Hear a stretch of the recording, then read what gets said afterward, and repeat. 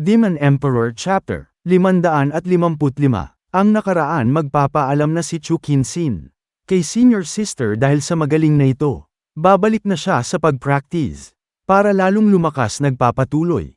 Teka muna, huwag ka munang umalis. Gusto ko pang pagmasdan ang kagandahan mo. Bakit? Para saan? Batang sister, Qin Cheng. Hindi ba nakakaboring? Puro na lang practice ang ginagawa mo araw-araw? Dapat paminsan-minsan lumalabas ka rin at nag-chill out. Magmula nung dumating ka sa Mystical Heaven Secto. Ngayong lumabas ka na sa iyong lungga at naglakad-lakad sa labas. Bakit babalik ka na agad? Bakit di mo muna ako hayaang may libre kita ng kape sa Starbucks? Batang Master Soyo, kailangan kong mag-practice. It makes perfect. At ang pag-iinsayo ay kailangan ng dedikasyon at maraming oras. Wala akong panahon sa mga ganyan. Sa iba mo na lang ialok yung kape mo. Isang bagay lang kaya ako naparito sa Mystical Heaven Secto.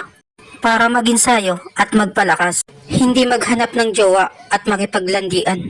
Kung hindi lang dahil kay Senior Sister Rohoa na kailangan niya ng agarang gamot gamit ang 4 na elemento na umiikot sa ari, hindi ako lalabas sa lungga ko at makipagmaritisan sa inyo. Si Batang Sister Qinxin, napakasuplado niya talaga. Ayaw niyang mamansin. Siya yung klase ng babae na hard to get. Masyado siyang cold sa labas at loob ang kulo. Ayaw niyang makipagchismisan sa amin. Gusto niya mag-isa lagi. Ang dami ko nang nakitang mga chicks at magagandang babae. Single mom at balo. Sa buong buhay ko, ang dami na rin akong tinira. Pero ni isa sa kanila ay hindi nahulog ang puso ko. Pero dito ako na in love sa supladang babae na to na hindi namamansin. Paalam na sa inyo, alis na ako. Nasasayang lang kasi ang oras ko dito eh. Teka lang, Batang Sister Chu. Hayaan mo muna akong magpaliwanag. At ano naman ang sasabihin mo sa akin? Siguraduhin mo lang na importante. Nung nasa gitna na ako ng panganib sa pagkuha ng halamang gamot, may nakilala akong isang lalaki, Maginoo. At parang kilala ka niya sa palagay ko lang. Kaya inaasahan ko sana, Batang Sister. Klaruhin mo sa akin ngayon kung magkakilala ba kayo. Jowa mo ba siya? Ex? O asawa? O baka naman kamag-anak? Ako? Kilala ko siya? Baka naman stalker lang. Rohoa, wag mo kaming pinagluloko rito. Ang sinabi mo ay isang estudyante ng Demon Soul Secto. Ang ikatlong batang master na si Han ang nanakit sa'yo. Si Qinxin at saka si Han ay wala silang relasyon. Alam ko yan. Dahil pareho akong nakafollow sa page nila. Kaya malabong magkaroon sila ng relasyon. Kaya bakit ka pa nagtatanong ng ganyan? Alam ng lahat sa social media na hindi nga sila magkakilala. Matandang balbas, hayaan mo muna akong makapagsalita. Huwag kang sabat ng sabat. Ito kasi yun, ang ikatlong batang master na si Han. Ayang nanakit sa akin, sinaktan niya ako. Pero may biglang dumating na hindi ko inaasahan. Dumating siya para iligtas ako. He is my hero. Galing siya sa Demon Semen Secto. Anong sabi mo? Ano? Anong sabi mo? Napatingin na lang si Qinxin sa minamarites ni Rohoa. Hindi naman maganda ang relasyon ng dalawang sekto natin. Bakit ka naman niya tutulungan? Mapapaaway ang Demon Semen Secto dahil sa ginawa niya. Para lang sa'yo. Actually, ganito kasi ang nangyari. Hindi niya niligtas ang Mystical Heaven Secto. O kaya ako. Isa lang ang gusto niya. At isang bagay lang. Yun ay dahil kilala ko si Qinxin. Ano ang ibig mong sabihin, Rohoa? Linawin mo. Anong nangyari sa inyo? Huwag mo kaming pinag-iisip ng malalim. Bobo pa naman ako. Ganito kasi yun. Makinig ka, kupal ka. May nahanap kaming 7 gradong gamot sa isang lambak. Ito ay may 3 kulay na sampagita. Solpexing grass. Ano? Magandang balita yan. Nakuha niyo ba? Nasaan na? Ilabas mo. Masyado namang atatang matandang to. Oo naman, nakuha namin. Ginawa ko ang lahat para makuha yun. Kahit mapunta pa ako sa impyerno. Para lang mapagaling ang pagiging bobo ng kapatid kong si Soyo. Sister Rohoa. Maraming salamat sa'yo. Hindi namin ito makuha-kuha. Dahil dumating din ang Demon Soul Secto para kunin ito. Ang Demon Soul Secto na ikatlong batang master na si Han ay sobra ang lakas niya para siyang nakarobus. At ang nangyari sa akin sa bandang huli ay lubha akong nasugatan. Pagkatapos naming magtirahan ng isang beses. Ang ikatlong batang master na si Han, napakawalang hiya talaga niya. Pumapatol siya sa babae para siyang hindi lalaki. Dapat ang mga babae ay ginagalang at sila lang dapat ang laging tama. Kapag nagkita kami ng Han na yun, talagang may paglalagyan siya sa akin. Mga sister, kapag nakita natin siya, tuturuan natin siya ng leksyon para magtanda. Gagamitin natin ang 4 na elemento na umiikot sa isang ari. Ang ikatlong batang master na si Han ay hindi basta-basta. Huwag mo siyang mamaliitin, kung hindi, magsisisi ka.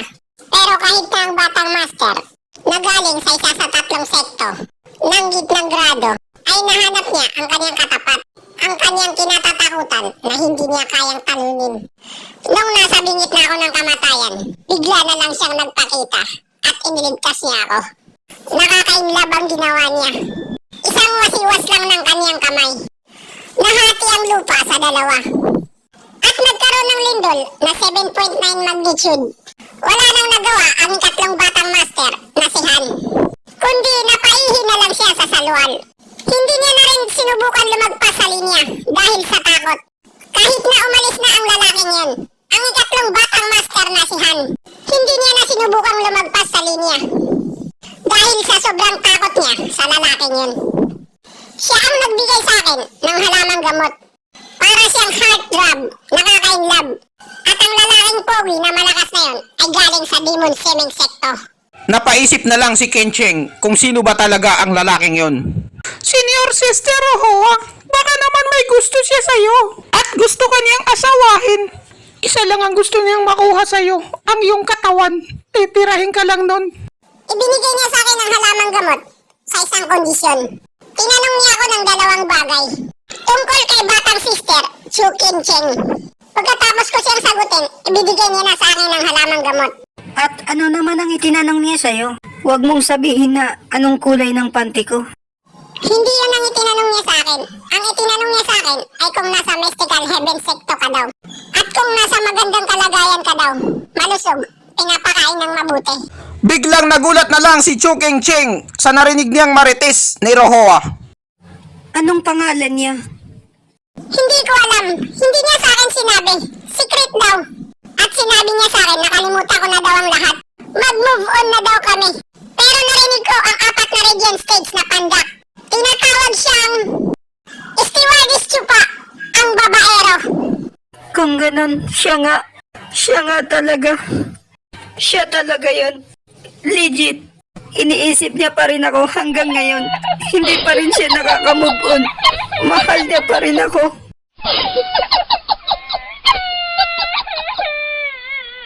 Nabigla ang lahat at natulala dahil sa naging reaksyon ni Chu Kencheng.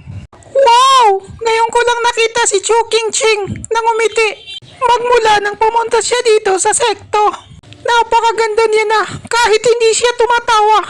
Lalo na pag umiti na siya, para siyang anghel.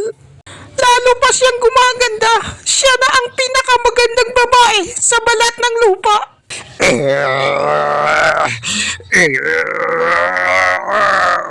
Sino ba kasi ang putangin ng lalaki na yan? Inaagawan ako ng chicks. Kaya niyang mapangiti si batang sister. Gamit lang ang pangalan niya. Bakit? Sobrang pogi ba siya? Nag-gym ba? Napansin ni Rohoa na mamamatay na sa selos si batang Master Suyu. Isa siyang demonyo na chick boy pa. Ang demonyong ito ay kaya kanyang paibigin.